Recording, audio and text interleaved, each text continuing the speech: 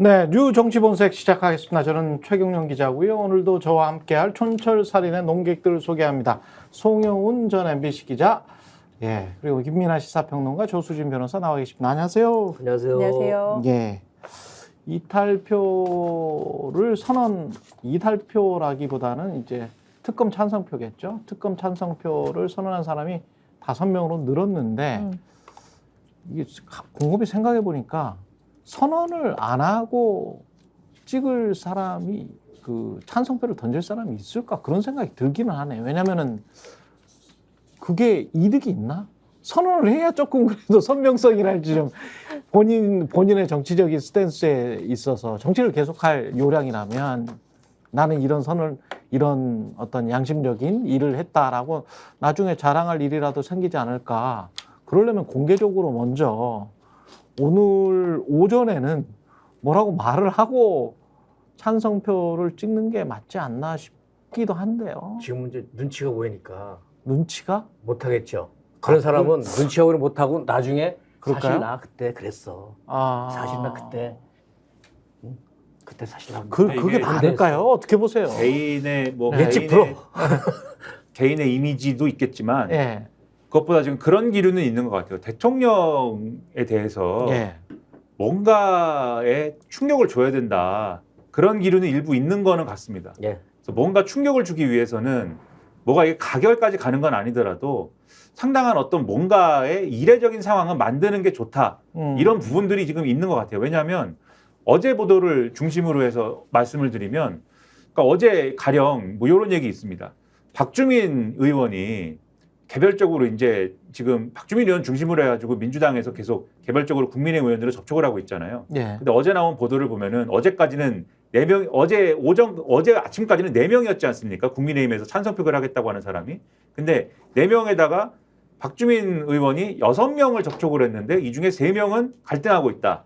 그랬다면. 찬성표결 하겠다. 그럼 합치면 이제 7명인 거지 않습니까? 근데 그렇죠. 이 3명은 아직 아무튼 어제 이제 5명째에 찬성표결 한 사람이 요 3명 중에 들어가는지는 모르니까. 그렇죠. 김근태. 그렇죠. 예. 김근태 비례대표 의원이 들어가는지는 모르니까 요 3명이 늘어나는 건지는 모르겠습니다만은 아무튼 여전히 그러면 요 계산대로만 해도 2명이 아직 공개하는 사람이 있는 것처럼 보이는 거지 않습니까? 예. 그래도 요거 기대해 볼 측면이 있는 거 같고 어제 동아일보 보도를 보면은 또 5명이 더 있다고 그랬어요. 동아일보가 취재를 해보니까. 그래요? 5명이 더 있다라고 그랬는데 그럼 네. 4 더하기 5는 9잖아요. 또 어너더 5명? 그렇죠. 4명 말고 5명이 더 있다. 근데 요거는 예. 이제 또 확인을 해봐야 되겠지만 예. 요 사람들이 말 안 하고 있는 거니까 그렇죠. 요 사람 이 5명 중에 1명이 또 김근태 의원이었는지는 확인이 안 되는 거지만 요것도 기대해 볼 만한 대목은 있는 것 같고 그다음에 김웅 의원이 10명설 주장한 적 있지 않습니까? 최소 10명설. 그렇게 보면은 이렇게 종합을 하면은 일단 5명, 지금 5명보다는 조금 더 많을 수 있다는 생각이 일단 들고요. 그다음에 오늘 신문 기사를 쭉 보면은 어떤 게 눈에 띄냐면 국민의힘의 그 58명의 낙천 의원들 중에 지금 연락을 안 받는 사람들이 있다라는 국민의힘 관계자의 언급이 나와요. 예. 연락을 안 받는다는 거는 무슨 의미냐? 본회의에 안 올 수도 있다. 안 오는 사람도 어떤 종류의 소극적인 의사표현이긴 하겠죠. 그래서 이런 맥락들을 보면 완전히 통제된 상황, 국민의 지도부에 의해서 완전히 통제된 상태에서 이탈표가 관리되는 그런 그림은 아닌 것 같다. 그래서 약간의 어떤 이례적 상황은 조금은 기대해 볼 수 있는 거 아니냐라는 생각이 듭니다. 이 대의기관으로서의 개인적인 판단 또는 이 상황을 참을 수 없다라는 양심 이런 사람도 있을 수 있겠고요. 예. 추가 이탈하는 예. 분 중에서 근데 그 외에도 그냥 정무적 정치적으로만 판단한다면 침몰하는 대통령 호에서 언제 뛰어내릴 것이냐를 생각하고 있는 사람도 있을 텐데요. 예. 나중에 나중에 돼서 뭔가 이제 얘기되는 것처럼 임기가 짧아진다든가 여러 가지 변수가 생겼을 때 이 이탈표가 그러니까 찬성 입장이 5명 말고 만약에 오늘 8명이 나왔다.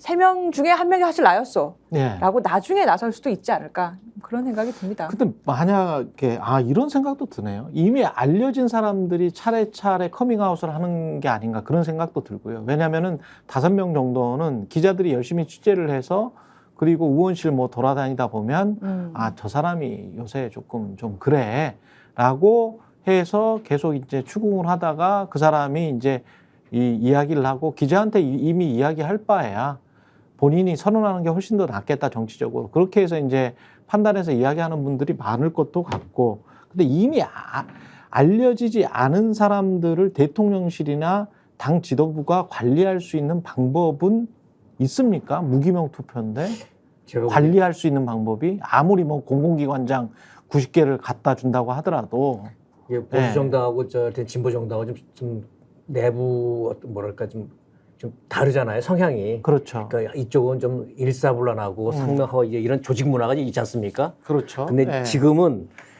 국민의힘 지도부가 뭐 개별 접촉을 하고 뭐 편지를 보내고 잠적의원 찾아다니고 이런 걸 봐서는 심상치 않은 것 같긴 해요. 네? 그리고 최근 어떤 민심의 변화라든지 여러 정황이 드러나고 있잖아요. 증거 같은 게. 그러니까 이게 변수가 계속 늘어나는 것 같아. 여러 변수 생긴 것 같고 그렇죠. 국민의힘에서 뭐 나경원 다르고 뭐 누구 다르고 이런 거 와서 춘추전국시대로 가는 것 같고 제가 보기에는 예측 불허인데 생각보다는 많이 날 것 같아요. 이탈표가. 그 말씀하신 네. 관리 방식이라는 거는 이게 뭐 무기명 투표를 하는데 누가 이 반란 일으켰다라는 걸 찾아내기는 어렵겠죠 정확하게. 그렇죠. 하지만 대략적으로 분석하지 않겠습니까? 가령 거기도 이제 친윤 농도가 있겠죠 나름대로. 친윤 그 페로미터가 있어가지고 나름대로 분석을 쭉 할 거 아닙니까? 아주 강한 친윤, 덜 친윤. 이 사람은 평소에 약간 불안한 친윤. 그 다음에 이 사람은 비윤, 이 사람은 반윤. 이렇게 쭉 분석을 해놨을 텐데 만약에 이제 이탈표가 예를 들면은 뭐 10표가 나왔다. 그러면 이 끝에서부터 자르는 거죠. 10명. 근데 10명 이렇게 딱 끝에서부터 자르면은 이 불확실하니까 그러면 플러스 5 해갖고 15명 이렇게 해가지고 통으로 그냥 불이익을 주는 거죠. 그러면은 거기에 대해서 그러면 나중에 이 15명이 들어간 사람들이 아니 나는 반대표결 했는데 왜 공공기관장 자리 안 줍니까? 뭐 이럴 수 있는 것도 아니지 않습니까? 그렇죠, 그렇죠. 가령. 그렇죠. 그러니까 이런 식으로 아마 관리를 하고 할 것이다 그렇게 예상이 됩니다. 근데 역으로 보면 추경호나 성일종의 센 발언들 있잖아요. 그러면서 적극적으로 특검을 반대하는 그 발언에 또 적극적으로 동조하는 일반 의원들은 또 확 두드러지게 보이지는 그렇죠. 않아. 그것도 좀 이상하긴 해요. 그러니까 대통령이 힘이 셌었을 때 집권 초기 때 같으면 뭐 그런 당 지도부에서 뭐라고 하면 일사불란하게 대응을 하거나 또는 과거 같으면 또 당대표 바꾸고 그럴 때 초선 의원들 연판장도 돌리고 그랬잖아요. 그러면 이런 거 같은 경우도 결의서 같은 거 써가지고 연판장 같은 거 돌릴 수도 있는 그런 상황인데 만약에 대통령을 지키는데 그렇게 굉장히 적극적이라면 근데 본인들이 생각하기에도 명분이 그렇게 맞득지 않다. 그런 생각도 좀 있는 것 같아. 대놓고 뭐 성일종, 추경호처럼 뭐 당 지도부가 대놓고 나서서 하는 사람들 빼고는 대놓고 이거 특검 반대해야 된다. 반대할 수밖에 없다. 명분이 이렇다라고 하는 거를 당 지도부의 말을 그대로 받아서 하는 사람들은 또 많지 않다. 그러니까 지난번에 그것도 좀 신기합니다. 말씀드린 조직 문화가. 지난번에 말씀드린 이제 TV조선 출신의 신동욱 당선인이랄지 그다음에 박정원 당선인이랄지 그렇죠. 그런 몇 명의 그렇죠. 이런 몇 명의 이제 지금 돌격대가 있는 것 같고 그 사람들이 또 말하는 곳은 또 SBS는 또 한정된 매체야. 근데 그 사람들은 표가 없잖아 지금. 그렇죠. 현역이 아닌데. 그렇죠. 그런 돌격대들이 이제 어떤 여론의 역할을 하는 것, 여론 조성의 역할을 하는 것 같고 그다음에 지금 비대위원을 하고 있는 비대위에 들어가 있는 사람들, 뭐 전주의 의원이라든지 이런 사람들이 지도부의 일원인 사람들이 이제 스피커 역할을 하는 것 같고 나머지 사람들은 사실은 좀 지금 말씀하신 대로 큰 명분이 서지 않는 일이기 때문에 그걸 알기 때문에 대략적으로는 좀 묻어가면서 무기명 투표기 때문에 묻어가면서 좀 눈치를 보고 있는 그런 상황일 수밖에 없다 이렇게 봐야 되겠죠. 그 표도 없는 홍준표 시장이 방방 뜨고요. 이제 근데 이미 지난번 총선에서 선거 공보를 만들 때 보면은 대통령 사진 안 쓴 사람들이 많았잖아요. 이미 그때부터 대통령 내가 윤석열과 친하다고 해봐야 나한테 이 정치적으로 이익이 안 돼. 그러니까 그때부터 그랬는데 그랬죠. 이미 지금은 그랬죠. 나는 윤석열과 헤어질 결심을 하거나 거리두기를 하거나 차별을 하거나 이게 눈에 안 띄지 물밑에서 이렇게 싹 진행되고 있을 거고 말은 안 하고 있지만 난 그게 나타날 것 같아요. 그거 관련해서 조금 일단 나경원이 이것도 거리두기 하는 것 같다는 그런 생각이 들거든요. 개헌에 관한 이야기도. 춘추전국으로 가는 것 같고요. 요번에 만약 부결되면 부결된다고 여기서 끝나는 게 아니잖아요. 국민의힘은 아마 국민 욕받이가 될 거야 아마. 아 그거는 뭐 공고의 적이 될 거예요. 확실하고 그거 굉장히 부담스러울 거야 그것도. 최상병 특검 이야기와 어떤 전국의 격동 앞으로의 격동 상황을 이야기하기 전에 조금 더 구체적으로 들어가 보면 지금 상황이 어떻게 보면 오히려 민주당한테 절호의 기회, 야권한테 절호의 기회일 수도 있는 게 낙천 의원들이 58명이나 된단 말이에요. 낙선 의원들이. 근데 생각을 해보니까 아까 뭐 신동우 의원이나 이런 사람들 이야기도 했지만 새로 108명이 된 이 사람들은 그러면 어떤 요인이 있나? 그러니까 특검에 찬성을 할 요인이 있나? 그런 생각이 들어요. 그래서 오히려 지금 17표 나오는 게 더 빠르지 않나? 더 가능성이 있지 않나? 그런 생각도 들거든요. 22대로 넘기면 오히려 더 가능성이 낮아질 것 같다라는 생각도 들더라고요. 이 낙선 의원들 때문에. 어떻게 보십니까? 그 전망에 관해서는? 실제 민주당 내에서 예. 일부 의원들의 경우에는 그 얘기를 한다고 그러더라고요. 예. 그러니까 지금 말씀하신 대로 지금 사실 이 낙선한 사람들 58명 중에 17명 찾는 게 오히려 쉽고 지금 막 국회에 들어가서 막 이 의기가 그렇죠. 충천돼 예. 있는 이런 사람들 중에 8명 찾는 거는 쉽지 않을 수 있다. 그렇기 때문에 이번에 화력을 집중해야 된다. 이번에 정말 승부를 볼 각오로 열심히 설득해야 되지 않느냐. 그래서 이제 민주당 지도부가 움직이고 있는 것도 그래서일 텐데. 그런 것 같아요. 근데 결과적으로 요거는 뭐 어떻게 할 수 없는 변수지 않습니까? 그리고 22대 가보면 초반에는 그럴지 몰라요. 근데 22대 가자마자 바로 이제 뭐 최상병 특검법 땅 해가지고 또 처리할 수 있는 건 아니지 않습니까? 그렇죠. 새로운 절차를 또 거쳐야 되거든요. 예. 그러면 거의 이제 뭐 거의 1년 가까이 갈 건데 10개월 막 이렇게 갈 건데 그 과정에 22대 국회가 윤석열 대통령의 뜻대로 쭉 움직일 거냐? 그렇지도 않을 거예요. 사실 제가 볼 때는 다양한 별의별 일들이 다 일어날 거고요. 그 과정 거치고 나면 22대 국회도 아마 상당히 국민의힘 사람들도 이완될 걸로 보여서 제가 볼 때는 22대 국회 가도 8명 이탈시키고 뭐 하는 것도 그때 가서 똑같은 얘기를 우리가 진행을 해보면은 여전히 그렇게 뭐 희망이 없는 상황은 아닐 거다라고 저는 평론가로서는 그렇게 전망을 일단은 하고 그리고 이 상황에 영향을 미칠 만한 게 결국은 이번에 이탈표가 얼마나 나오느냐도 영향을 좀 미칠 거로 봅니다. 왜냐하면 전례라는 게 생기는 거잖아요. 가령 그렇죠. 지난번에 이게 거부권 행사해가지고 특검법을 돌아왔을 때 21대에서 처리한 걸 보니까 이탈표가 그래도 한 10표 나왔더라. 근데 22대에서는 지금 이탈표가 뭐 2표 나온다더라. 이러면은 비교되는 거지 않습니까? 그거는. 그 상황에 대한 또 평가가 있을 거거든요. 그런 점들을 종합적으로 고려하지 않을까 생각합니다. 변수가 많을 것 같은데 아까 TV조선 예. 신동욱 앵커 이번에 당선되지 않습니까? 예. 며칠 전에 그 얘기했을 거예요. 대통령 경로할 수도 있지. 나는 요번에 그 부담이 없잖아요. 지금은 표결할 사람이 아니니까. 예.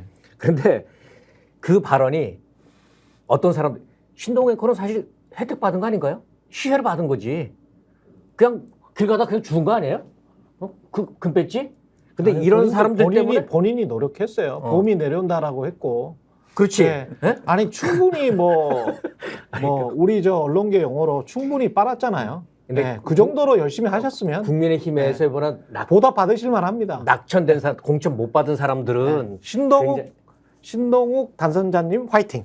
그러니까 이게 국민의힘에서 예. 공천을 받지 못한 현역 의원들 있지 않습니까? 예. 그런 사람들 눈에는 이런 사람들이 예. 곱게 안 보이죠.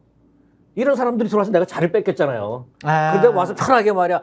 대통령이 경로도 할 수 있지 뭐 그러면은 이것도 하나 작은 변수지만 그렇죠. 그런 미묘한 감정 싸움이 있겠죠. 여러 가지 있을 겁니다. 예. 저는 안에서. 오히려 네. 22대 때가 좀 가결 가능성, 그러니까 재의결 거부권도 행사하고 여러 지난한 과정을 거쳐서 네. 최상병 특검법이 다시 올라왔을 때 결국에는 가결될 가능성이 있다고 보고 있는데요. 예.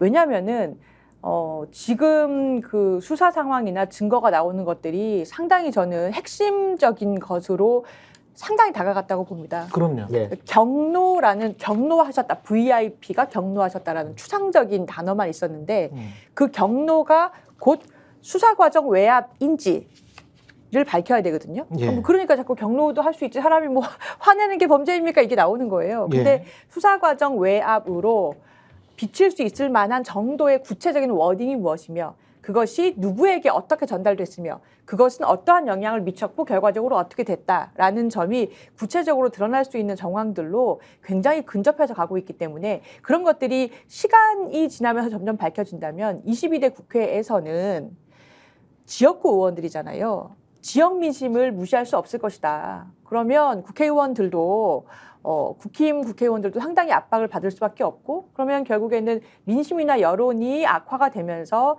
어느 정도는 지금 말하는 뭐 소위 말하는 이탈표 양심에 따라서 투표하는 사람들이 늘 수밖에 없을 거다. 저는 그렇게 봐서 22대가 훨씬 가능성이 높지 않은가 이런 22대가 생각입니다. 훨씬 쉽죠. 예를 들면 아까 TV조선 앵커 출신의 신동욱 다음 의원에게 가서 네. 찬성할 거 반대할 거라면 지금처럼 말 못 할 걸요. 어. 지금처럼 말 못 할 거야. 글쎄요. 지금 부담 없으니까 이런 얘기가 워낙 있지만 뭐 뻔뻔한 분들이라서 지금처럼 말을 할 수도 있을 거는 같은데 저는 걱정이 되는 게 연금 개혁도 마찬가지고 21대 때 거의 일을 못 했잖아요. 그러니까 21대 때 하나라도 일을 해야 제대로 하고 그리고 22대 때 남은 현안들도 엄청 많거든. 엄청 많거든요. 그래서 이제 뭐 김건희 특검도 마찬가지고요. 그다음에 이제 각종 민생 법안도 그렇고 방송 3법도 제대로 논의를 해야 되거든요. 근데 뭐 이거 그런 것들도 그렇죠. 그다음에 이제 이 그 대통령실이나 국민의힘이 분명히 MBC를 의식을 하고 있을 거예요. 그럼요. 왜냐하면 예. 지금 유일하게 지상파에서 목소리를 내고 있는 권력을 견제하고 있는 유일한 곳은 MBC밖에 없는데 8월에 박문진 이사회가 있기 때문에 그것만 장악하면 또 상황이 달라진다라고 분명히 생각을 하고 있거든. 그러니까 시간을 끌면 끌수록 민주당이 유리하거나 특검이 원활하게 진행될 수 있다. 저는 그거는 아니란 생각이다. 그리고 그렇게 해서 10개월, 앞으로 10개월 또는 1년 후에 특검이 겨우 성사된다고 한들 이미 나라 경제도 그렇고 외교도 그렇고 만신창이가 돼 있을 텐데 이걸 그러니까 국민의힘 의원들도 잘 생각하셔야 돼요. 그래서 저는 나경원 의원이 이게 아마 본인이 어떤 생각으로 이런 이야기를 하는지는 모르겠습니다만은 연금 개혁안에 관해서 찬성 입장도 밝히고 무엇보다 중요한 거는 개헌 논의에 대통령 임기 단축론까지 열어놔야 한다라고 이야기를 했거든요. 나경원 당선자가. 이거는 대놓고 디스하는 것 같다는 그런 생각도 들고요. 어떻게 보십니까? 이거는 대통령과 이제 서서히 거리두기를 하는 걸로 봐야 되겠죠. 그러니까 저 이런 네. 것 같아요. 아래쪽에 둑이 무너지고 있다는 걸 아는 것 같아요. 둑이 무너지고 둑이 있다는 걸 무너졌다. 이제 파악했다. 둑이 네. 무너지고 있고 그럼에도 불구하고 저 위에서는 이를테면 국민들의 실질 임금이 줄어서 국민은 가난해지고 있는데 그걸 아는지 모르는지 기자들하고 무슨 고기 굽고 김치찌개를 끓이고 있고 민심은 멀어지고 그러니까 이제 안 되겠다. 윤석열과 이제 헤어져야 되겠구나. 거리두기를 해야 되겠구나. 차별화 좀 해야 되겠구나. 내 존재감을 나름대로 방식으로 드러내야 되겠구나. 이게 계속 꿈틀꿈틀대고 드러나고 있는데요. 그 현안에 관해서 이렇게 확실하게 그렇죠. 목소리를 내는 것도. 근데 나경원뿐만이 아니고 윤상현도 지금 연금 개혁에 관해서는 찬성하고 있단 말이에요. 1년 전에는 네. 얘기했다간 바로 그 보복당하고 그랬었잖아요. 당권 주자들이지 않습니까, 이 사람들이? 아, 그러니까 명확한 계산을 가지고 움직이는 거죠. 명확한 계산이다. 저 지금 말씀하셨듯이 원래 이제 총선 직후에는 나경원 이 당선인이 어쨌든 당심은 이제 선거에는 졌지만 어쨌든 당심은 어쨌든 윤심인 상황인 거 아니냐 이런 계산으로 움직인 거지 않습니까? 그래서 그게 뭐가 어찌됐든 간에 이철규 의원하고 뭔가 연대를 나름대로 내부적으로 이루어 가지고 요걸 한번 당권을 가져보겠다. 약간 비운 색채가 있다고들 이미지를 가지고 있지만 비운이 자기가 되고 싶어서 된 게 아니잖아요. 윤석열 대통령이 어느 날 때려가지고 비운이 된 거지. 그렇죠? 신윤이 열심히 하고 싶었지 않습니까? 마음속 깊으로는. 하고 싶었는데 왜 내가 화가 나지? 내가 하고 싶었는데 그걸 그렇게 때려갖고 비운을 만드는 것도 참 특이한 정치적 능력인데 네. 아무튼 그런 상황이 된 거여서 그랬지만 네. 근데 첫째 이철규 의원하고 나의연대 해보니까는 분위기 굉장히 이상해졌었거든요. 굉장히 반발이 커서 빨리 손절해야겠다라고 지금 사실은 손절한 이후에 시간을 상당히 가진 거예요. 이 리셋할 시간을 상당히 가진 거고 두 번째로는 당심의 분포를 사실 보니까 윤한 갈등이 현재 진행형으로 가고 있는 것 같은데 뭐 실제 내막이 어떤지는 모르겠습니다만은 언론에 비춰지는 건 어쨌든 윤한 갈등이 현재 진행형으로 가고 있는 것으로 지금 다들 인식하고 있는데 당심의 분포를 보니까 한동훈이 높게 나오잖아요. 그렇죠. 당심에서도 한동훈이 이제 높게 나오거든요. 그렇다고 하면은 지금 전당대회를 예를 들면 간다고 했을 때 한동훈 대 나경원 구도로 요 구도로 갔을 때 이길 수 있는 거냐? 그렇지는 않는 거 아닙니까? 그러면 나경원 입장에서는 일단 한동훈 입장에서는 총선 패배 책임론을 벗어야 되는 시간이 필요하기 때문에 전당대회 출마를 기정사실화 했다 하더라도 출마한다는 얘기는 나중에 할 건데 뒤에 할 건데 아마도 그 사이에 한동훈이 가져가야 되는 갖고 가고 있는 당심을 어느 정도 내 걸로 내가 가져갈 수 있는 포션을 갖고 가야 되겠다. 이런 계산을 해야 되는 거고 그렇게 하려면 지금 이전에 형성됐던 맥락 나경원이 윤석열하고 풀었대. 이게 좀 해소가 됐나 봐. 요 맥락이 아니라 나경원도 윤석열한테는 할 말 하나 봐. 요 맥락을 이제 만들어가지고 한동훈 표를 잠식해야 되는 거거든요. 그게 지금 당심이거든요. 국민의힘에. 그래서 그런 행보를 한다라고 하나를 볼 수 있을 것 같고 특히 개헌 얘기하고 임기 단축 얘기하는 거는 개헌이야. 이제 개헌 얘기를 하면은 개헌은 싫습니다라고 얘기하는 정치권에서 한 사람도 없습니다. 개헌은 해야 됩니다라고 얘기를 하지만 왜냐하면 그 정당성에 있어서는 뭐 정당성을 얘기할 수 있는 근거는 여러 가지가 있잖아요. 개헌 뭐 87년 벌써 이제 한 거의 40년 다 돼가는데 한국 사회가 많이 바뀌어가지고 개헌을 해야 되고 그리고 뭐 대통령 중심의 제왕적 대통령제가 뭐 폐해가 많아가지고 그걸 고쳐야 되고 이런 얘기는 여야 공이 다 해오던 얘기이기 때문에 개헌에 대해서 부정할 수는 없는 것인데 다만 구체적 쟁점으로 들어가면 지금까지 침대 축구를 해왔던 거거든요. 근데 지금 주목이 되는 거는 임기 단축까지 열어놨다는 부분에 대해서 지금 주목이 되는 거 아니겠습니까? 그렇죠. 그 부분은 뭐냐면 지금 국민의힘의 아주 밑바닥에서는 어떤 불안이 있을 거냐면은 국회의원들은 별 상관없을 텐데 지방선거 어떻게 치를 거냐라는 불안이 있을 거예요. 2026년에 치러야 되지 않습니까? 그렇죠. 지방선거를 또 윤석열 체제로 치러야 되나? 근데 이번에 총선도 윤석열 체제로 치르는 게 이렇게 힘들었는데 2026년에는 윤석열 체제의 윤석열 대통령은 힘이 더 빠졌을 것이고 그리고 힘이 빠지는 과정에 많은 잘못을 아마도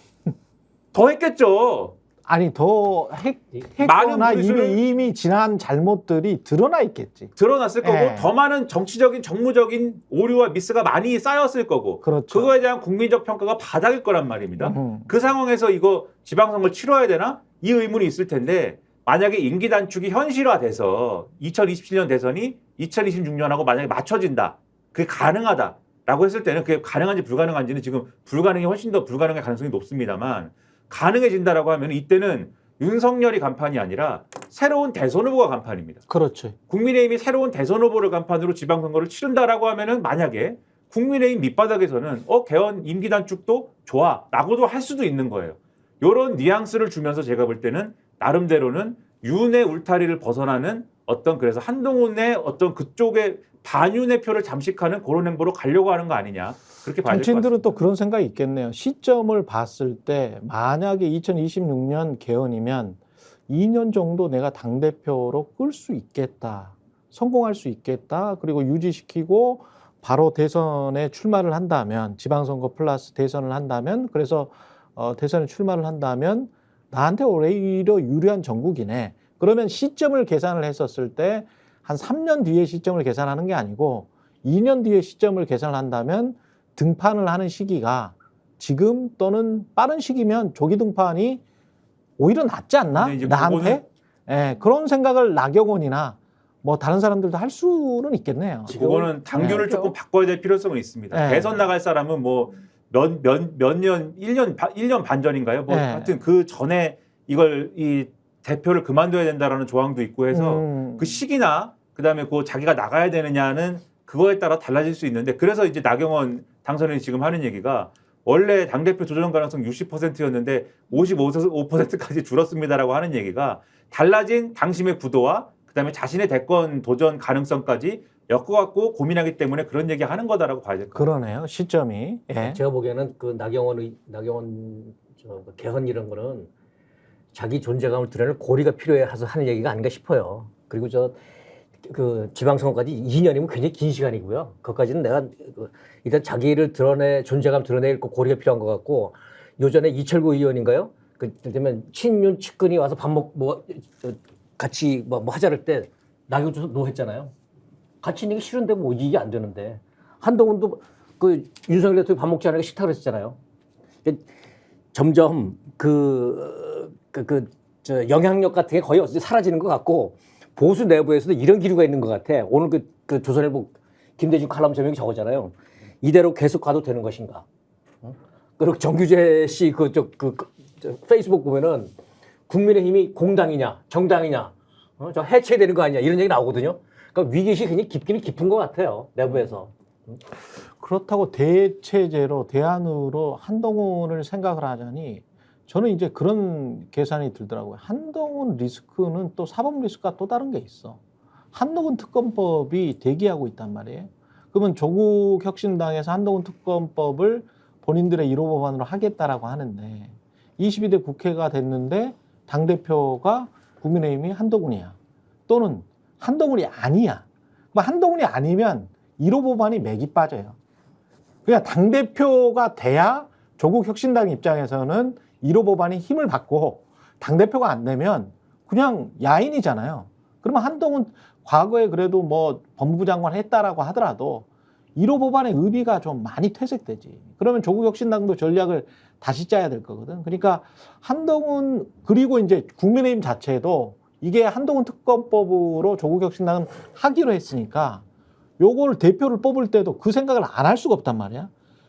아니 대통령도 리스크, 사법 리스크, 영부인도 사법 리스크, 그다음에 당대표도 사법 리스크, 다 특검이야.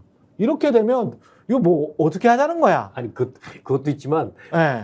한동훈 만약 당 대표가 된다고 하면 그 전에 윤석열 대통령과의 관계 재설정해야 되잖아요. 그렇죠. 근데 이게 안 될 것 같아. 두 사람 나 잘 모르겠는데 두 사람 다 뭐 성정이나 이걸 봐서는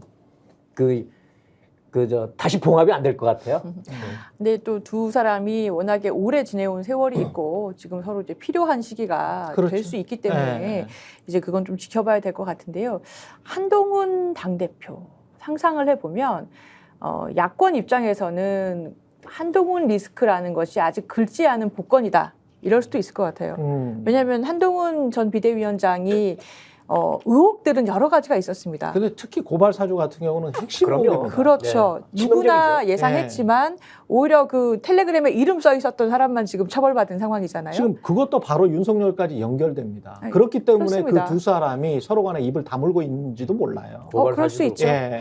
그래서 한동훈 리스크는 그것 말고도 이제 한동훈 비대위원장 딸 문제도 있었고 그렇죠. 여러 가지 뭐 도덕적이든 그러니까 사실이라면 네. 그것이 사실이라면 또 법적으로든 문제될 수 있는 못지않게 큰 사건들이 굉장히 많은데 이게 왜 긁지 않은 야권 입장에서 뭐 좀 이게 그 복권일 수 있다라고 얘기를 드리냐면 제대로 조사되거나 제대로 조명받은 적이 없었어요. 그렇죠. 계속 의혹 제기만 됐었기 네. 때문에 이거를 팠을 때 무엇이 나올 것이냐는 알 수가 없는 상황이거든요. 그렇죠. 얼마나 클지 이게 찻잔 속의 태풍일지는 알 수가 없는 상황입니다. 그래서 지금 판을 보면은 나경원 당선인 그리고 한동훈 전 비대위원장 뭐 도서관 가시고 나경원 당선인은 개헌 논의, 선거제 개편, 대통령 임기 단축 이거 어마어마한 무게를 가진 단어들이에요. 이 원래는 조국 대표가 얘기했던 거고요. 그렇죠. 근데 이거를 그 기자들하고의 어떤 토론 자리에서 어제 툭 던졌다. 그러면서 본인이 당대표라는 것은 대통령실 용산과의 관계를 여당 대표는 어떻게 조율해 나가는지가 역할의 절반 이상이다. 당정 관계 잘 조율할 수 있다는 확신이 서고 제가 잘할 수 있다는 생각이 들면 당대표 출마하겠다. 워딩이 이렇거든요. 이건 출마하겠다는 얘기지 않습니까? 그래서 개헌론이나 임기 단축론을 툭 던져서 여론을 보는 것 같아요. 예. 반응이 어떤가. 계속 간 보는 것 같아요. 지금 보면은 결국에는 한동훈 차기 당대표냐 나경원 차기 당대표냐의 물밑 싸움이 치열하게 여론전을 계속 펴고 예, 예. 있다. 이렇게 지금 간 보이는 보면서 거죠. 눈치 보는 것 같아요. 근데 아까 그 얘기 잘하셨는데 고발 사주 사건 있지 않습니까? 그것도 있고 앞에 그 이동재 채널A 기자가 취재원 회유 협박 거기서 고발 사주 사건이 크죠. 제가 보기에는 그거는 서초동에 핵폭탄 떨어지는 게 될 수도 있다고 봅니다. 근데 두 사람 다 대권 주자로서 어떤 자리를 잡으려면 브루투스가 돼야 돼요. 브루투스가 돼야 돼. 예, 시저 지금 왕노릇하고 있는 대통령에 관해서 핵심적인 뭔가를 가지고 대통령 뭐 보수 입장에서 봤을 땐 그 등에 칼을 찌를 수밖에 없습니다. 아, 브루투스 너마저. 네, 브루투스 넘어가죠. 그래서 등에 이게 아니고 브루투스가 아니고 블루투스 이어폰 같은데. 네. 그래서 순간적으로 블루투스로 하는 게 아니라 블루투스 너마저. 그래 이심전심인가 그랬어. 그냥 블루투스 이어폰 귀에다 꽂고 그걸로 듣는 것 같은데. 아니 이심전심을 생각해. 그런 건가? 근데 그렇게 하기에는 제가 곰곰이 생각해 보면 한동훈은 그렇게 안 될걸요? 하기에는 너무 리스크가 커. 음. 왜냐하면 서로가 서로의 약점을 너무 많이 둘 다. 알고 있고 지난 여름에 한 일을 둘 다 서로가 다 알고 있어요. 그래서 서로가 폭로전을 시작하면 서로가 다 죽어. 정치적으로 완전히 사망이야. 끝이야.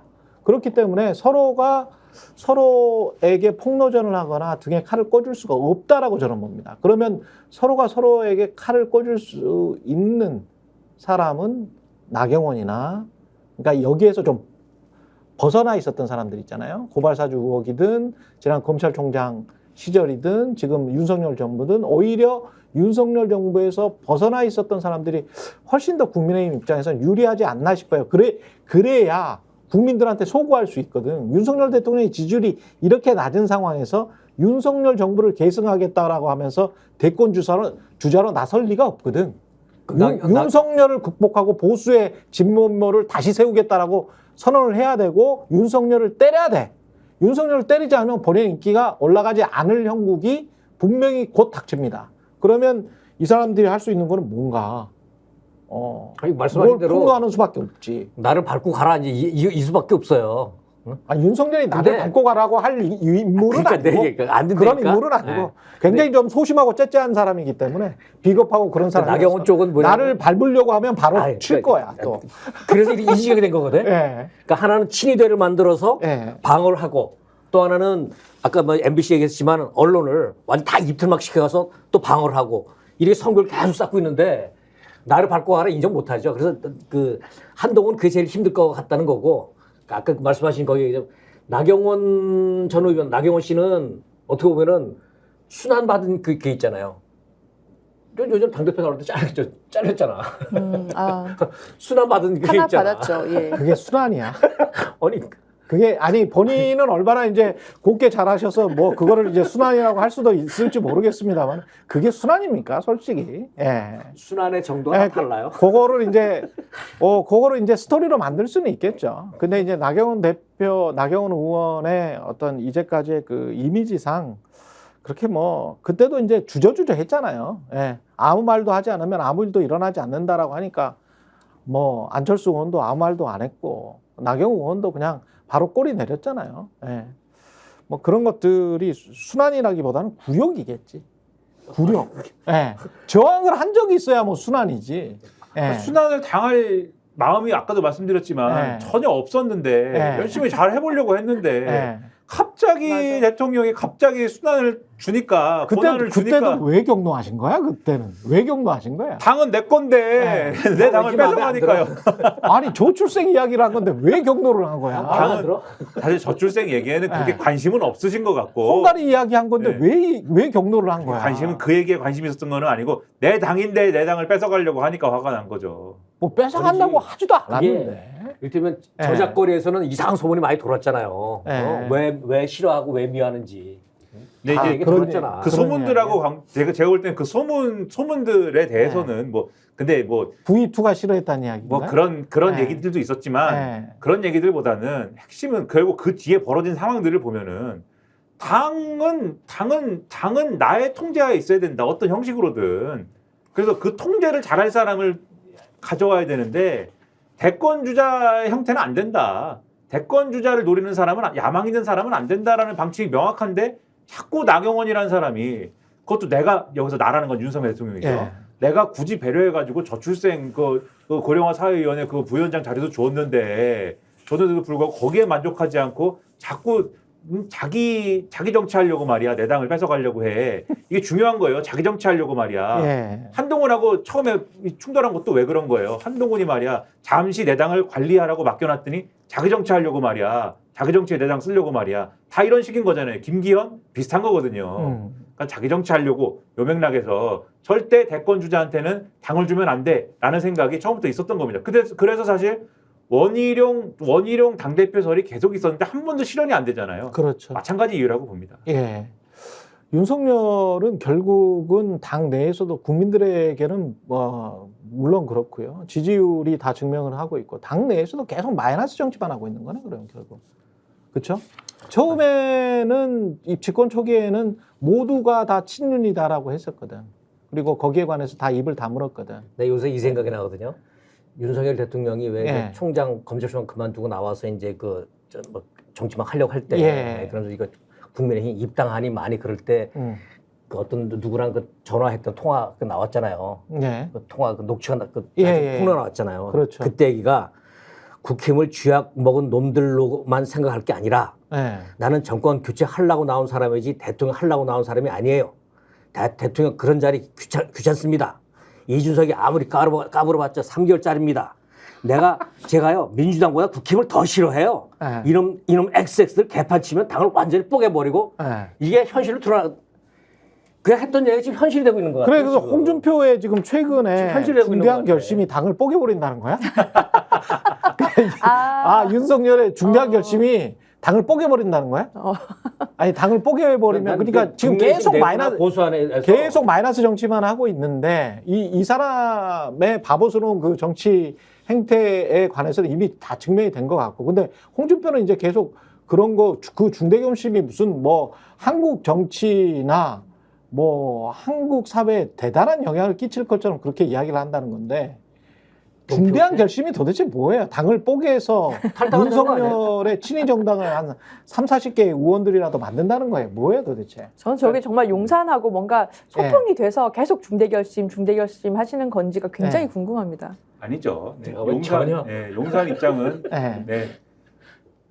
이게 지난번에 그 한동훈 이제 전당대회 출마 유력설 나올 때 일부 친윤 인사들이 강하게 한동훈 대표가 되면 난 탈당할 거야 이렇게 주장을 했는데 그 주장이 와전이 된 건지 아니면은 뭐 어떻게 된 건지 그 중에 한 명이 내가 탈당하면 대통령도 탈당할 거야 이렇게 얘기를 한 건지 그게 윤 대통령 탈당설로 번진 적이 있지 않습니까? 그랬죠. 그래서 이 윤 대통령 탈당설을 막 종편에서 다루고 이러는 바람에 용산 대통령실에서 아니에요 그랬거든요.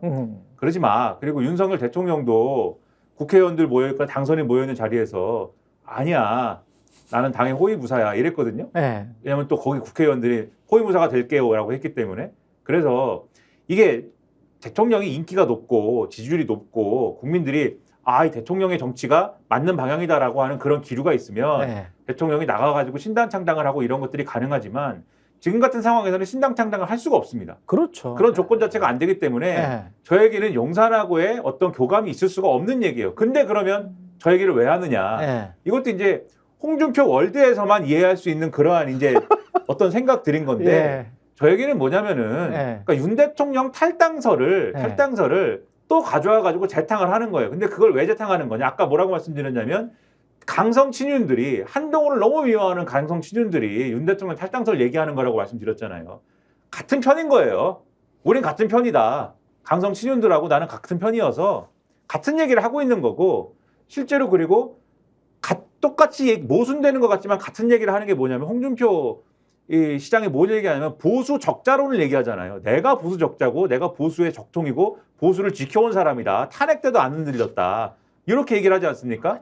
하는 짓은 똑같아 보이던데. 그래서- 한동훈이나 윤석열이나 홍준표나. 그래서 이게 무슨 네. 얘기냐면 한동훈이 막 인기를 얻고 한동훈이 대세가 되는 당이라는 건 보수의 적통이 아닌 거고 예. 그런 것과는 별도의 원로 존재해야 된다. 역으로 얘기하면 보수를 되찾으려면 한동훈 등의 한동훈을 따르는 무리들은 당에서 내보내야 된다. 축출해야 된다. 요 얘기하고도 같은 얘기인 거예요. 그래서 결론은 예. 한동훈, 홍준표 대 요 구도를 만드는 빌드업을 계속 해나가는 거다. 목적지를 향해서. 계속 그렇게 하세요. 제가 저 한국 정치에 제가 하는 굉장히 건 좀 아니고. 바람직한 방향으로 가는 것 같아. 예, 그러면서 이 일종의 저는 보수라고 보기는 힘들고 국민의힘이 이제까지 보여왔던 행태들 그리고 끝까지 전두환을 옹호했잖아. 사실상 전두환을 끝까지 옹호해 왔고 5.18을 부정해 왔고 그랬죠. 그랬던 세력들 마음속으로는 그리고 그런 사람들을 또 등용시키잖아. 예? 한쪽으로는 또 그런 사람들 계속 등용시켜 왔잖아요. 그러니까 그런 극우파 집단들은 그 지지율이 10% 이하로 내려가는 게 한국 사회를 위해서도 바람직해요. 제 편은 이게. 예. 근데 제가 오늘 신문에 나온 얘기를 잠깐 예. 조금 해드리면 이러한 홍준표 시장의 행보에 대해서 오히려 한동훈을 당대표로 나오라고 하는 거다라는 이제 일부의 해석이 있습니다. 아, 그래요? 네, 역으로? 왜냐하면 본인은 나갈 수가 없잖아요, 이번에. 아, 권할 수가 없고 자기는 대구시장을 지켜야 되는 입장인데 한동훈이 당대표를 나와서 만약에 당대표를 하게 되면 반드시 다친다. 아, 생채기가 나기 때문에 너 이번에 이제 완전히 죽어라.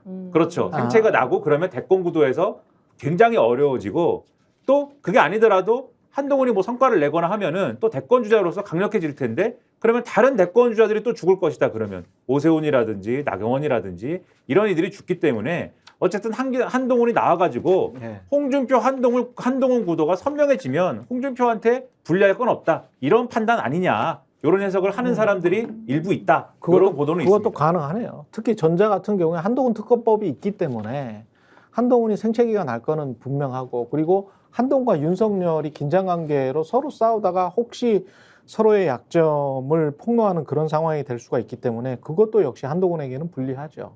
예. 그럼 홍준표 시장은 그렇다고 딱히 무슨 한동훈이 뭐 구세주처럼 뭔가 민생을 구할 수 있는 뭐 그런 능력이 있는 사람도 아니고. 대권을 네. 바라보고 긴 포석으로 네. 한동훈이 나중에 등판해서 스크러치 날 때에 커버라냐가 그러지 않았냐. 그렇죠. 더 가열차게 이제 페이스북 정치하시고 이러려고 네. 지금 포석을 시장 입장에서는 훨씬 더 그게 낫겠네. 포지셔닝을 지금 요렇게 네. 지금 찾아서 들어가고 있다. 네. 이런 말씀이군요. 예. 그런 해석이 있다. 워낙 노예하기 때문에 정치인들은 근데 이제 그 국민의힘 의원들이 이제 계속 알아야 할 거는 이 최상병 사건 같은 경우 대통령 외압 사건 대통령실 외압 사건 같은 경우에는 수사 외압 사건 같은 경우는 뭐 이게 거의 아까 말씀하신 대로 거의 다 드러나 버린 거 아니에요. 지금 뭐 성일종이 무슨 경로도 못하냐 이 말 자체에서 이미 우리는 포기한 거다. 팩트에 대해서는 포기한 거다. 이거를 자인한 꼴밖에 더 되겠습니까? 자백했다라고들 해석을 하더라고요. 예. 맞아요. 경로한 게 문제냐라는 것은 이제 두 가지 문장으로 되어 있지 않습니까? 경로했다.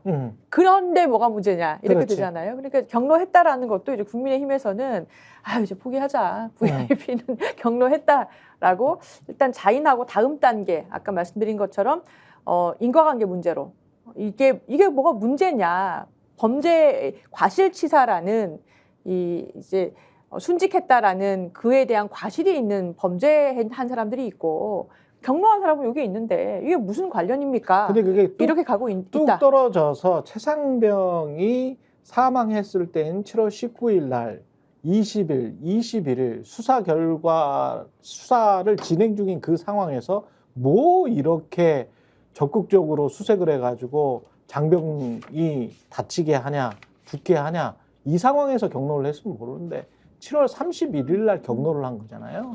지금 시점으로는. 그게 이제 예. 말씀하신 대로 1차 방어선이 무너진 게 예. 경로했다라는 사실을 부인하지 못하는 것과 더불어서 지금 부인을 못하는 게 뭐냐면 정확히는 대통령하고 이종섭 국방부 장관과의 통화 사실을 부인을 못하는 거예요. 그렇지. 그게 뭐냐면 대통령하고 이종섭 장관하고 통화를 했다라는 것은 이전에 의혹이 있었는데 이 며칠 전에 SBS가 보도를 통해서 통화한 사실 확인됐다라고 보도를 했거든요. 그런데 뭐 어제도 말씀드린 것 같은데 통화한 내용이 뭐냐면 대통령이 임성근 사단장을 빼라라고 한 게 아니라 그 초급 간부들을 빼라.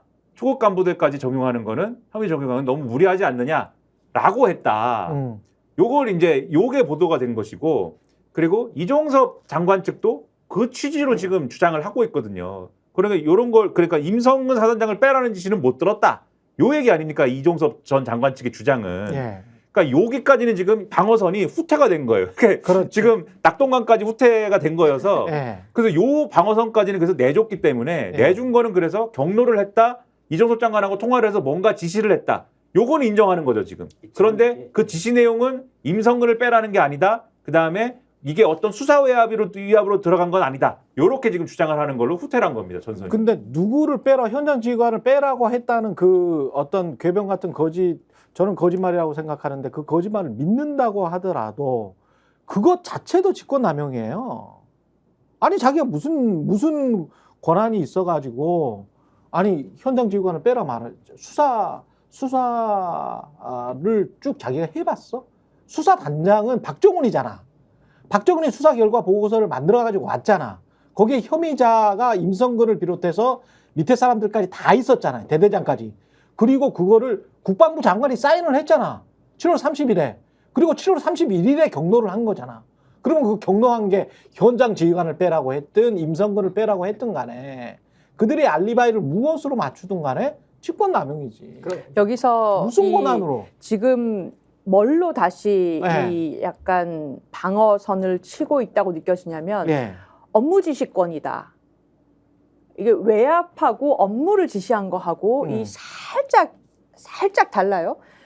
대통령은 군 통수권자지 않습니까? 네. 그래서 군대에서 하고 있는 일 전반적으로 업무 지시권이 있어요. 자, 그러면 경로했지만 그것은 업무를 제대로 못하니까 살짝 성정상 화를 내신 것이고, 근데 그게 수사에 대해서 외압이라는 거는 외압으로 잘못된 방향으로 보내는 걸 말하지 않습니까? 그렇죠. 그건 아니다라고 지금 가려고 하는 건데, 예. 전 이 지점에서 이틀 전에 한겨레에서 유튜브 한겨레 TV가 공개했던 임성근 사단장 관련된 다큐멘터리처럼 녹취로 구성되어 있는 그 30분짜리 동영상, 그렇죠. 그게 굉장히 중요한 포인트다. 굉장히 훌륭한 이 기획이고 동영상이다라고 취재다라고 생각해요. 예. 뭐냐면 그러면 임성근 사단장이 빠질 수 있는 지시를 한 것이 예. 적절한 업무 지시냐 아니면 진짜 잘못 일 처리한 사람이고 주범인데 빠지게 만드는 결과가 나왔냐. 예. 결국 그 문제인 거거든요. 그렇죠, 그렇죠. 근데 그 유튜브 동영상 30분 정도 되지만 보십시오. 잠깐 볼 수 있을까요? 잠깐 그 임성근 사단장이 지시한 내용들이 있어요. 그러니까 최상병이 사망하고 난 다음에 당황한 대대장이 전화를 합니까? 누가 전화를 하죠? 그러면 임성근 사단장이 언론부터 지금 신경 쓰는 그런 영상이 있거든요. 그걸 한번 보여주시겠어요? 그러면 현재 상태가 어떠냐고. 현재 그 친구는 안 보이고 나머지 찾고 있습니다. 알았다. 예. 그 얘들 지금 다 어디 있냐? 그럼 5명은? 지금 그 간부는 여기 현장에 있고 애들은 버스에 타 있습니다. 그 얘들 언론 이런 데 접촉이 돼서는 안 되는데.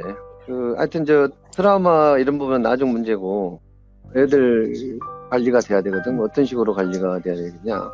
일단 좀 시원한데 차 안에 있으면서 좀 달래주고. 네. 저 보면서 이런 생각이 들었습니다. 지금 이 사안하고 말이죠. 김건희 디올백하고 흡사한 게 많습니다. 일단 디올백이라는 거 분명히 그 디올백 받은 장면을 다 정봉인 봤잖아요. 그렇죠. 그랬는데 계속 어떤 식으로 둘러대냐면은 박절하게 뿌리치지 못해서 매정하지 못해서 그 전에는 함정 취재의 피해자다. 박절하지 못해서 매정하지 못해서 인간적이고 동정심 기댔거든요. 그 다음에는 둘러댈 게 없으니까 국가 기록물이다. 진짜 황당한 얘기까지 들고 나왔잖아요. 그러다 결국 아까 얘기한 낙동강에 밀리다 결국은 나중에는 사과하면서 한 얘기가 아내가 현명하게 처신하지 못했다. 밀려갔잖아요. 여기서도 그러니까 김건희 디올백에서는 디올백 받는 장면이 핵심이라면 여기서는 문제가 커진 게 대통령이 이만한 일로 사단을 처벌하면 누가 사단을 내라? 장을 바꿔!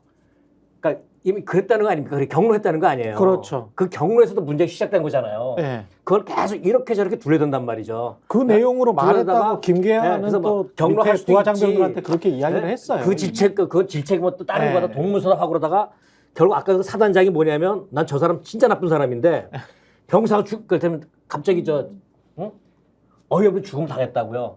그때 이 사단장이 걱정하는 거는 그 구조된 그 다른 친구들 같이 들어갔다 나온 그 친구들. 야, 애들 언론하고 접촉하면 안 돼. 예? 애들 관리해야 되거든. 어떤 식으로든 이거는 언론에 나올까봐 그것부터 걱정했잖아요. 자기 부하의 어떤 안위가 아니라 자기 자리부터 걱정을 했잖아요. 저런 사람이 무슨 사단장입니까? 경로의 본질은 이런 겁니다, 이런 거. 근데 결국 이 실체가 다 드러나고 있잖아요. 결국은 이제 홍보를 위해서 수색을 하는 듯한 그런 카톡의 내용들이 드러났고, 그렇죠. 그리고 이제 사망 이후에는 홍보를 위해서 언론과는 또 차단을 해야 된다라는 사단장의 저런 위선적인 모습이 드러나 있잖아요. 근데 이제 그게 지금 결과적으로 보면 그 현장에 있었던 대대장, 중대장들만 지금 처벌을 받았고, 그리고 최혜병과 같은 전우들도 똑같은 이야기를 하고 있는 거잖아요. 사단장이 처벌이 돼야지 왜 현장에 있던 사람들이 처벌이 되냐. 왜 현장 그러니까 해병대 전우, 최혜병의 전우들이 직접 성명서에서 그런 이야기를 하고 있거든요. 그러면 지금 대통령의 저 말들 있잖아요. 그러니까 본인이 한 건지 대통령실에서 압박으로 한 건지 국방부 장관이 멍청해서 그런 짓을 한 건지 김기한 사령관이 누구를 보면서 우왕좌왕하면서 한 건지는 모르겠습니다만은 박정훈 대령의 수사 결과 보고서 그대로 처리했으면 아무런 일도 일어나지 않았죠. 네, 아무 일도 일어나지 않았을 거예요. 아무런 일도 일어나지 않았지만 그거를 중간에서 언론 브리핑도 막아버리고 이첩한 거를 회수하고 그 한 3일 동안에 그 난리를 치면서 결국은 국방부의 조사본부로 다시 이첩해서 다시 현장 지휘관들만 처벌하게 했잖아요. 그러면 그렇게 만든 자는 누구냐는 거지. 국민들이 생각할 때는 야, 해병대 전우들도 같이 있었던 동기들도 그 이야기를 하고 있는데 그 이야기를 하고 있는데 사단장 처벌해야 된다라고 하고 있는데 지금 와가지고 변명하듯이 성일종이나 대통령실은 지금 이런 식으로 방어막, 연막을 치고 있다면 이건 정말 비겁한 그러니까 우리가 자들이죠. 저 녹취를 들어보면 예. 현장에 있던 그 젊은 지휘관들은 자기 부하 생명 지키려고 굉장히 애를 썼어요. 이거 안 된다고. 아니, 어? 대대장 그 중령 보십시오. 안 된다고 사고 나니까 기소 당하면서도 맞아요. 제가 잘못했습니다. 영원히 제가 책임지겠습니다라고 하면서 기소를 당하잖아요. 언론 앞에서 그렇게 이야기를 하잖아요. 저 투스타라는 사단장 얼마나 뻔뻔합니까? 사단장이 언론 홍보를 하려고 하다 사고 났잖아요. 네. 사고 난 뒤에도 언론 홍보부터 걱정하잖아요. 네. 언론 누구를 위해서 했습니까? 군대를 위해서? 대한민국을 위해서? 자기를 위해서 한 거 아닙니까? 그 다음에 이 큰 소동이 왜 벌어졌습니까? 이 사단장 한 사람 지키려고 하는 거 아니에요? 임성훈 사단장이 얼마나 대단한 사람이길래 이 소동을 겪어가면서 지켜야 되는 겁니까? 제가 말씀드리려고 했던 것은 경로를 하지 않았어도요. 만약에 굉장히 그 명분이라고 하죠, 보통. 아유, 이런 일로 뭐 어느 수준까지를 처벌하면은 어떻게 지휘를 하겠나. 허허허허. 사단장은 뭐 어디 어쩌저쩌서 빼는 방향으로 가시지. 그렇죠. 이렇게 부드럽게 권유를 했다 손친들. 네. 그래도 결국에 처벌받았어야 되는 사람이 처벌을 받지 않게 만드는 결과를 낳았다면 이것은 정당한 업무 지시가 아닌 거예요. 예. 결국 그런 결과를 가져왔고 그게 지금 후폭풍이 지금 나타나고 있지 않습니까? 그리고 이게 지금 갑자기 또 생각이 나는 텔레그램 내용이 있는데 그거하고도 안 맞아. 박진희 육군 준장 있잖아요. 국방부의 국방비서관과 김기한 사령관이 8월 1일에 서로 텔레그램 대화한 내용이 있어요. 그 텔레그램 대화 내용에 그때 당시에 국방비서관 국방부의 기조는 뭐였냐면 밑에 있는 현장 사람들은 처벌이고 위에는 징계예요. 그러니까 사단장 정도는 징계 정도로 가는 거야. 위에는 처벌이고. 근데 지금 와가지고 밑에 사람들을 빼달라고 했다라고 말하는 거는 8월 1일 날 그 텔레그램 구체적인 물증이 있는 서류 그것과도 말이 안 돼. 그러면 국방비서관은 국방장관 이야기를 듣는 사람인데 누구 말을 지금 들었던 거야 그러면? 그래서 예. 이 방어선의 의미를 다시 설명드리면 예. 2차 방어선, 아까 예. 1차 방어선은 깨졌지 않습니까? 낙동강. 네, 대통령실의 2차 방어선의 의미가 거기 있는 거예요. 대통령이 초급, 하급 이 부사관 내지는 장교는 지휘관들은 빼라고 하지 않았느냐. 근데 이행이 안 된 거잖아요, 결론적으로. 국방부 장관이 총 맞아서? 이행이 안 된 거지 않습니까? 예. 외압이 아닌 거죠. 외압이 작동한 적이 없는 거예요. 그래서 그러면 근데 요 논리대로 가면 예. 누군가는 그러면 지금 말씀하신 대로 예. 누군가는 이 외압이 아닌데 누군가는 어쨌든 이 결정을 했고 강행을 한 거야. 그렇죠. 박정훈이 옳았음에도 불구하고 그냥 강행을 한 거야. 자기 판단에 따라서. 그렇죠. 국방부 장관이나 김기한 사령관이. 그렇죠. 그런 논리를 대야 되는 건데 그런 논리에 맞는 정황이냐 과연 이게 그게 전혀 의문이고. 그렇지가 않은데. 그리고 예. 오늘 뭐 동아일보 사설 제목이 이 심경을 잘 나타내는 것 같아서 말씀드리면 대통령 경로한 게 죄냐고 그게 촉발한 모든 호들갑이 문제 이렇게 돼 있어요. 그러니까 거기서부터 시작됐다고 의심을 하는데 그게 진앙지거든 거기가. 그렇죠. 그게 아니라고 얘기를 하려면 이 관련된 모든 사람들이 거기에 대해서 그게 아니라는 설명을 제대로 해야 되지 않습니까? 그러다 미꾸라지 같은 설명만 하거든요. 이종섭 전 장관이 뭐라고 합니까? 사실 이 모든 문제에서 다른 어떤 어젠가 그젠가 칼럼 보니까 거의 이종섭 장관이 안고 가야 된다라는 쪽의 그 칼럼도 있어요. 아. 보수 언론에. 예. 이거를 이종섭 장관이 안고 가야 되지 않을까? 이런 칼럼인데 그러니까 이종섭 장관이 근데 지금 뭐라고 하냐면 경로라는 것은 주관적인 것이고 나는 경로라고 느끼지 않았는데 경로라는 게 뭐지? 뭐 이렇게 얘기를 하잖아요. 예. 그러니까 이런 것들을 쟁점을 법적으로 방어하기 위해서 이 쟁점을 다 형용화시키는 거거든요. 근데 저는 자, 여기서 예. 말씀드리고 싶은 게 대통령도 그렇고 이 정권은 왜 나라를 다스리고 나라를 안정시키고 이게 뭔가 통치가 이루어지는 데에는 관심이 없고 지금 쭉 말씀드린 게 다 법적 방어 논리잖아요. 그렇죠. 변호사가 하는 논리지 않습니까? 그렇죠. 뭔가를 법적을 방어하는데 죄 나서가지고 그 법적 방어 논리만 여당도 그렇고 전직 장관도 그렇고 대통령도 그렇고 다 그 얘기만 다 하고 있으면서 아까 앞서 얘기한 중요한 현안이라든지 그게 연금이 됐든 오늘도 보니까는 본회의를 그래서 결국 특검에 대한 불만과 연금개혁에 대한 거부 때문에 본회의에서 아무것도 처리를 못할 것 같은데 그러면은 민생법안이나 이런 게 여러 가지가 있는데 민생법안은 왜 처리 안 해?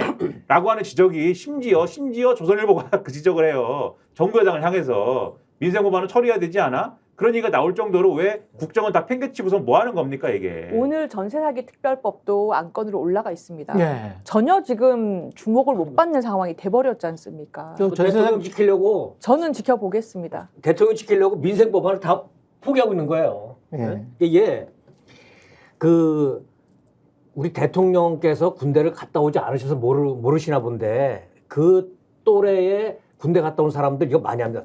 군대에서 옛날에 인명사고 나잖아요. 사람이 죽어서 병사들이 죽어서 그러면 그 완전 조작을 합니다. 그래서 가해자 피해자를 바꿔버리고 선각을 바꿔버려요. 이런 거 비일비재했었거든요. 그거 맞습니다. 그리고 그 임성근 사단장 이 양반 저는 미군 카투사 출신입니다. 카투사 배운 거는 걔들 나 그때 알았는데 필드 매뉴얼 그 FM이잖아요. 딱딱 지킵니다. 규정대로 합니다. 이거 규정 안 지킨 거예요. 사단장이 가서 바둑판으로 어떻게 해. 내가 보기에는 이거 필드 매뉴얼 FM 안 지킨 거예요. 지금 아까 지켰으면 그런 사고 안 났습니다. 이종섭 장관 이야기 했잖아요. 근데 이종섭 장관이 이제 다 각종 혐의를 부인하면서 가장 강력하게 부인한 게 이첩된 서류를 수사결과 보고서, 박정훈의 수사결과 보고서를 회수하라고 지시는 안 했다는 거거든. 그러니까 이거는 직권남용이 어떤 행위에서의 직권남용이고 어떤 시점에서의 직권남용인가가 굉장히 중요하게 됐어요. 왜냐하면 이첩 보류까지는 자기도 인정을 한 거야. 그리고 국방부의 스탠스였어. 아까 박진희 육군 중장과 김계한 사령관의 텔레그램 내용을 보면 국방부의 스탠스는 8월 10일까지 이첩을 8월 10일이죠. 그렇죠? 8월 10일이죠. 8월 9일. 8월 10일까지 거기에는 10일이라고 나와 있습니다. 8월 10일까지 이첩을 보류했으면 좋겠다.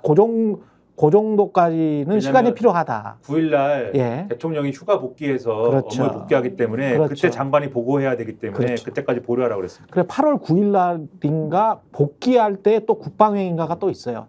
대통령실 일정표를 보니까 그래서 딱 아다리가 맞아. 그러니까 그게 일정이 딱 맞습니다. 그러니까 이제 국방부에서는 그 이야기를 한 거예요. 8월 10일 이야기를 했는데 그때 김계한 사령관이 계속 걱정하는 게 직권남용이거든요. 야 이거 잘못하면 너나 나나 장관이나 누구나 직권남용 될 수 있어. 수사단장은 유재훈 법무관리관이 개입하는 것을 부정적으로 꺼려하고 있는 것 같다는 것도 이미 8월 1일 날 국방부에서 감지를 하고 있습니다. 그러니까 박정훈 대령이 치고 나갈 수 있는 거는 나는 정당하게 행동을 했고 너희들이 여기서 개입하면 너희들은 수사 개입이고 직권남용이야라는 거를 암시를 합니다. 자기 상관한테. 그러니까 김계한 사령관은 그거를 그대로 국방부에 있는 국방비서관한테 전달을 해요. 그리고 그렇죠. 아예 8월 1일 날 예. 해병대 회의할 때 예. 해병대 회의할 때 박정훈 대령이 예. 그 문서를 갖고 갔다잖아요. 그렇죠. 이거 이대로 하시면 직권남용입니다. 그렇죠. 수사 외압입니다. 회의에서 직접 냈다는 거예요. 그 이야기를 해요. 그리고 그 이야기를 박정훈 대령이 한 통과 비슷한 이야기를 육군 중장한테 국방부 비서관한테 국방부에 있는 비서관한테 이야기를 합니다. 그거는 국방부 장관한테 이야기를 하라는 거잖아요. 쓰리스타가 해병대 사령관이 쓰리스타가 이야기를 원스타한테 이야기를 하는 거야. 그 국방부 장관 참모한테 야 이거 잘못하면 니들도 나도 다 직권남용 되는 거야. 이거 조심해야 돼. 이걸 구체적으로 이야기를 합니다. 이거 국민적 사안이고 유족한테 이미 이야기했고 야권이 이거 정치적으로 이용할 수도 있다. 이야기까지 다 합니다. 이야기까지 다 해요. 텔레그램에 다 나와. 게다가 이 사람이 우즈베키스탄 갔다가 돌아오잖아요. 우즈베키스탄에서 나는 이첩된 서류를 회수하라고 나는 지시하지 않았다. 라고 이종섭이 최근까지도 이야기를 하고 있잖아요. 그거는 이첩된 서류를 지시한 그 행위는 그건 직권 남용이라는 걸 알고 있기 때문에 그래요. 그러면 이첩된 서류를 누가 도대체 회수하라 그런 거야? 해병대의 수사단장이 자기의 직권으로 이첩을 했어. 경북결창청에 도착을 했어. 그거를 누가 회수하라는 거야? 국방부 장관도 회수하라고 하지 않았다고 하는데 그럼 김기환이 회수하라고 한 거야? 아니잖아요. 이 사람은 위에 눈치 아래 눈치만 보면서 계속 7월 31일부터 8월 2일까지 눈치만 보고 있었던 사람이거든. 굉장히 비겁한 사람이야. 책임 안 지려고 하는 사람이거든요. 국방부 장관은 우즈베키스탄 가 있었어. 가 있으면서 케어한 사람은 임성근 사단장이야. 야, 사단장 그거 휴가 처리해. 휴가 처리하라는 의미는 야, 아직 이거 보직으로 완전히 그냥 이 사람 자르는 거 아니야. 그거 아니야. 지금 뭔가 있어. 그냥 홀딩 시켜 이 이야기잖아요. 휴가 처리하라는 거는. 그러면서 이 국방부 장관 자체가 우즈베키스탄에 가 있는데 회수를 한 거는 그럼 누구냐는 거지. 그러니까 8월 2일에 그 직권 남용적인 지시를 한 사람, 그게 대통령실이냐, 대통령이냐, 이게 굉장히 중요한 실질적으로는 지휘 및 지시 및 모든 연출 및 모든 걸 한 거는 대통령실이 아닐까. 특히 이시원 공직기강 비서관을 통해서 한 게 아닐까라고 의심하고 그런 정황이 상당히 드러났습니다만 형식적으로는 장관이 어쨌든 우즈벡에 가 있는데 어떤 형식을 통해서는 왜냐하면 회수해 온 거는 국방부 검찰단이기 때문에 회수해 온 거는 국방부 검찰단이니까 형식적으로는 국방부에 누군가가 결재를 했을 거 아닙니까? 예. 근데 장관이 밖에 있어서 결정을 안 했다라고 주장하면 그렇죠. 그럼 차관이 대행해서 결정했어야 된다는 얘기밖에 안 돼요. 시범처리밖에 안 돼. 그렇죠. 네. 근데 이 사람은 정계를 은퇴했지 않습니까? 예감하고 있는 거예요. 책임져야 될까? 근데 이게 그냥 뒤집어 쓰는 것인지. 근데 이런 얘기 듣다가 이제 생각나는 게 뭐냐면 지금 그 싹 돌아가는 거 보면은 조지 오웰의 1984 그 1984에 보면 과거사를 조작하는 부서가 나와요. 지금에 맞춰서 과거를 조작하거든요. 아니요, 근데 이게 조작하기가 힘든 게 그러니까 이거는 조작이 안 돼. 네, 조작이 안 돼요. 바꿀 수가 없어. 네. 현재 가능하지도 않고. 너무 많은 기록이 남아 있고 근데 안에서 보고 있는 사람들이 너무 많아요. 닉슨이 네. 결국 하야된 게 뭐냐면 도청이라는 사실을 숨기려고 거짓말을 했잖아요. 거짓말을 했단 말이야. 그 거짓말을 그러면 진상을 규명하려고 특검을 만들었어. 특검을 만드니까 또 대통령이 자기 권한으로 수사를 방해해 못하게 하려고. 그래서 탄핵이 발의되니까 그때 그냥 하야하고 나간 거잖아요. 이게 일이 진행되는 순서가 자, 역사에서 배워야 돼. 역사에서. 경로로 마지노선을 대응을 했다면 우리 언론은 이제 이첩된 서류를 회수 지시한 자가 누구냐? 국방부 장관은 안 했다고 한다. 회수 지시한 자가 누구냐? 그 대통령실 아니야?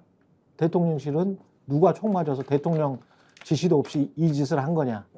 그것만 집중해서 질문을 하면 그러면 직권남용에 관한 명확한 어떤 선이 그어질 수 있을 것 같아요. 자꾸 소음을 일으키면서 뭐 이게 뭐 경로한 것도 뭐 있을 수 있지 뭐 이렇게 이야기를 하니까 이들에게 질문할 거는 딱 하나. 그럼 왜 회수했어? 누가 지시한 거야? 국방장관은 지시하지 않았다는데. 요거에만 초점을 맞추면 될 것 같습니다. 아까 얘기했던 호들갑에 등장하는 모든 인물이 다 공범이에요. 예. 공범이 너무 많아. 예. 비밀 공유가 안 돼. 계속 나올 거야 아마. 예, 여기까지 고품격 정치 시사 채널 스픽스가 스픽스 대구에 이어서 스픽스 광주 전남을 새로 출범합니다. 어제도 말씀드렸죠.